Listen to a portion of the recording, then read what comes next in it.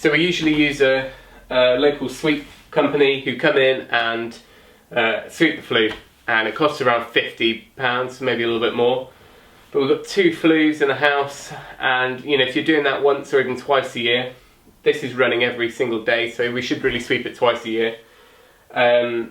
It gets a really expensive way of heating the house, so maybe you can just kind of cut that down by just getting 1 sweep, official sweep once a year, and then you can just intermittently sweep yourself using your own kit. And that's what we're going to do today, so hopefully that's going to go alright. So we're going to get all this prepped up, just going to pull out everything away from the fireplace, and then we'll kind of do some prep work to get ready for sweeping.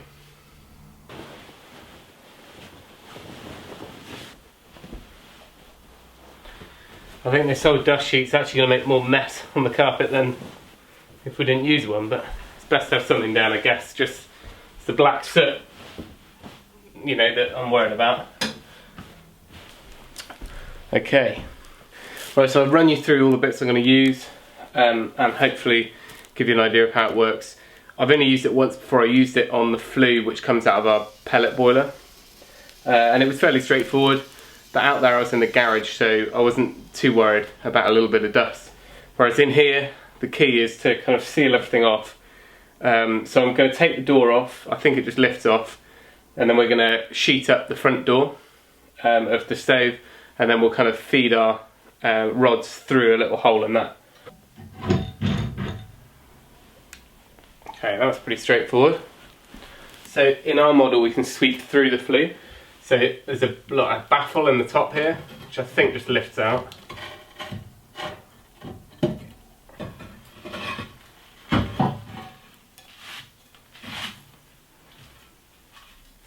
Great, so I can now see straight up the stovepipe, this solid bit. And then just above the plate, which closes off the old chimney itself, that it turns to a flexi.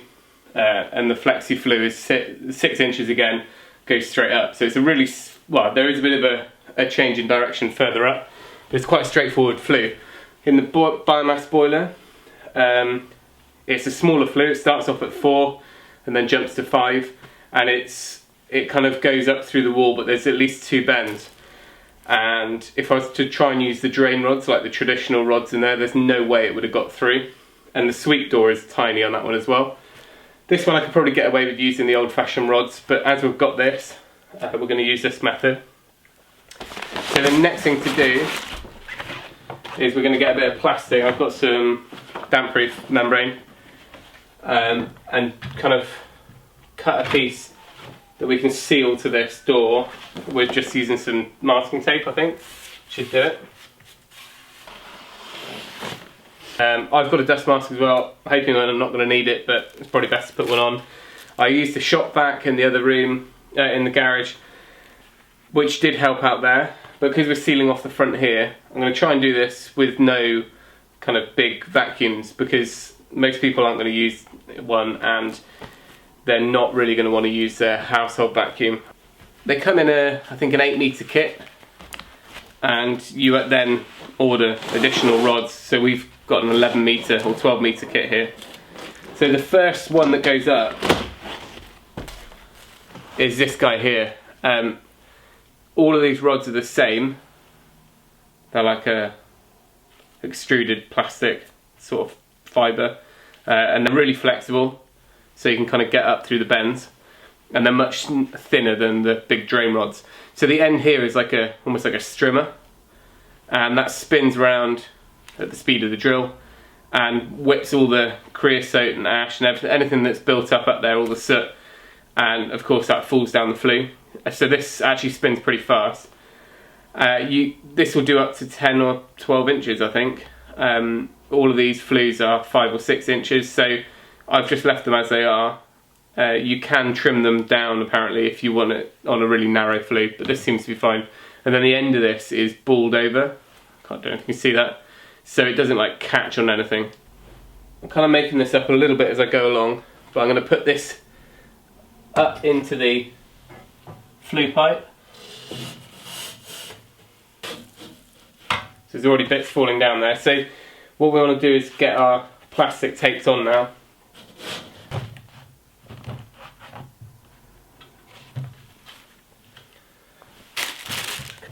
So what I was worried about is this hole enlarging as we put things in and out. That's why I'm using quite a heavy duty plastic. But you could reinforce it a bit by putting some duct tape over it, or I'm just going to put some extra tape around it. So I'm going to bring that back through the hole.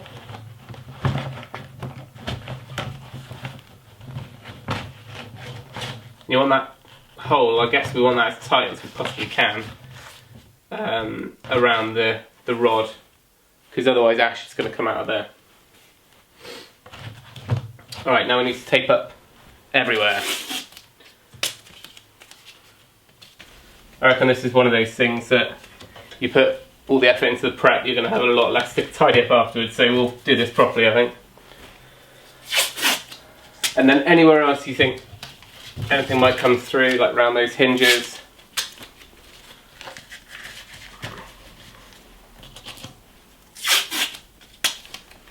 and then I might just try reinforcing around the hole.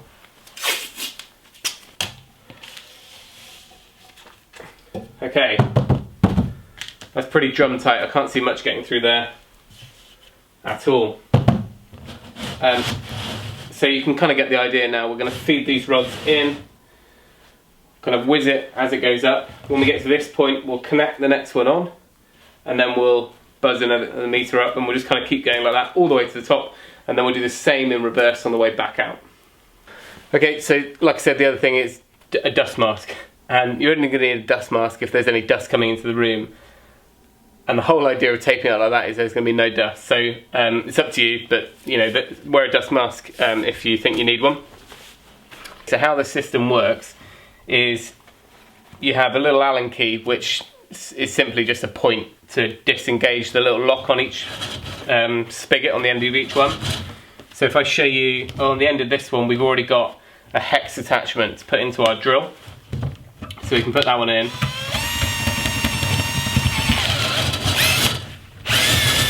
And you can hear, so you can hear already it's kind of strimming the inside of that flue pipe.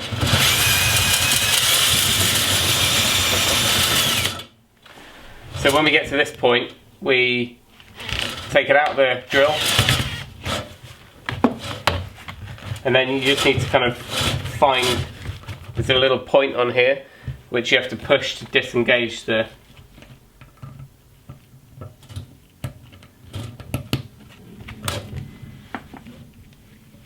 so actually this bit can live in the drill.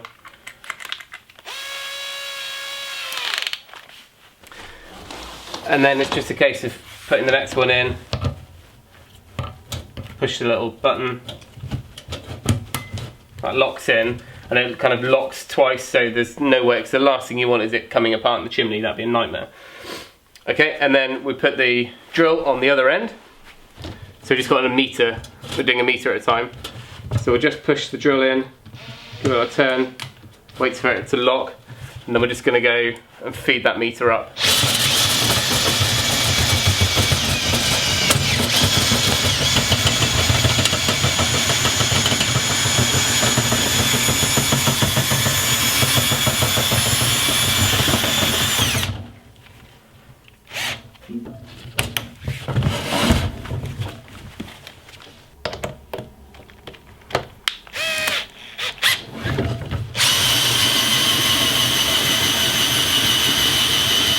Yeah, okay, we're on the last rod now, so we should be at 10 meters.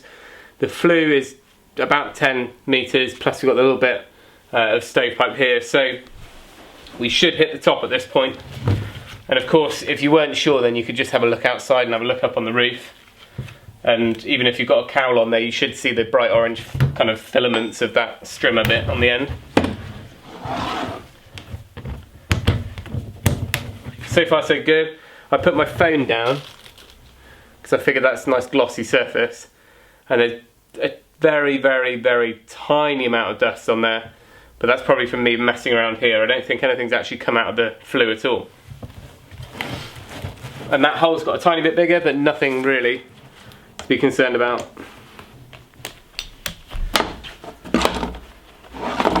Right, so thoughts so far, it's pretty straightforward. I started at 11, it's 11:20 now, so half an hour, you know, including putting down a sheet, maybe an extra 10 minutes just having a little tidy up and putting things back together. But it's a pretty quick job to do. Probably worth doing it a couple of times each winter if you use it a lot.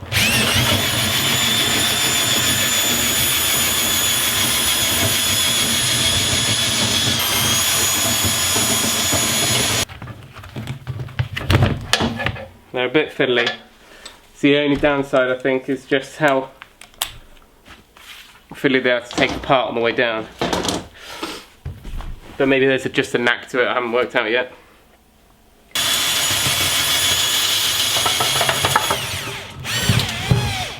Okay, and we're down. We'll just make sure the dust is settled completely. Yeah, it's alright.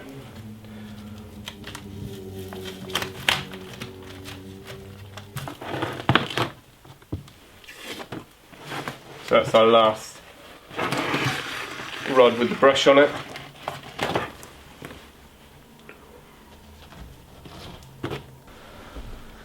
So I don't know if you can make that out. This is the sort of creosote and ash and all the deposits that have been left on the flue. So if you had one of those heavy duty hoovers with the proper filters on, then by all means you could suck this out, but I'm just going to do it really carefully with a little fire spade shovel. And a lot of it we can put the door back on, we can use the griddle, whatever it's called, in here to let it all fall down into this tray and then pull it out afterwards. Most of it is fallen down now. Give that a little shake. We can pull that out, clear it out, and just get the last bits out. This is probably the messiest bit of the lot, actually. Right, so that's all done. That was a 40 minute little job to do. And zero dust, really. There's my phone. I use as a little control. Don't know if you can make out. There's a little bit, which I think has mainly come off of my dust sheet more than anything. And like all the furniture nearby, there's nothing left on that. So it's all good. So we'll have a little test fire. It's not particularly cold today. But I guess we just want to make sure everything's drawing properly before the winter anyway. So the next stove video I'm going to do, which will probably be the last one, not sure there are any more videos to make, will be a little kind of review on this guy here. This fan we got last Christmas, so we've been using it, we used it for about 6 months in total, so we've got a really good idea of how effective it is. So we're going to kind of just do a little review on that and tell you what we think. So that'll be in the next video. But for now we'll just light ourselves a quick little test fire.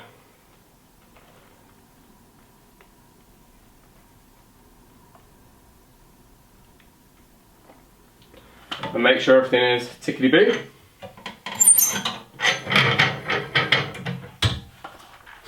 So we do get quite a few people ask about this fire because we did the install video. So the fire is Clearview, made by Clearview. It's called the Vision 500. They've got a slightly smaller model as well, I think called the Pioneer. But it is probably our most treasured possession out of the whole renovation. It just is such a solid stove and it lights really easily. We never really have to worry about cleaning it on a regular basis as far as the glass. It just stays clear all the time. And you know, you have to clear it. We use it every single day during the winter and we're cleaning it out every couple of weeks. Because it's that efficient, it just leaves a little nice little tray of ash at the bottom. When you do that whole clear out, it's quite a good time to check that time of year for like the fire bricks. Like ours has got a crack in the back, but it's not falling apart, so we'll probably leave that another year. And also the rape seal on the front there, you want to make sure it's tight against, and the best way to check that I've found is to close it up nice and tight and then see if you can see any of the glow of the flames through that. It's probably the easiest way to see it. Our one did show a tiny bit there, but I actually adjusted the hinge when I had that door off and now it seems to be okay. So that's it for the video. I hope you found that useful. Just gives you a quick idea of what's involved in sweeping the chimney yourself. But I would recommend, you know, use a recommended Hetas sweep where possible, because you're going to get that certificate should you ever need it for insurance and things like that. But if you're doing it in addition to a regular sweep, then this is a great way to keep everything nice and clean for the winter. Right, I better get the fire guard back in place before the little ones get back. But thanks for watching. Remember, if you can, do it yourself, and we'll see you in the next video.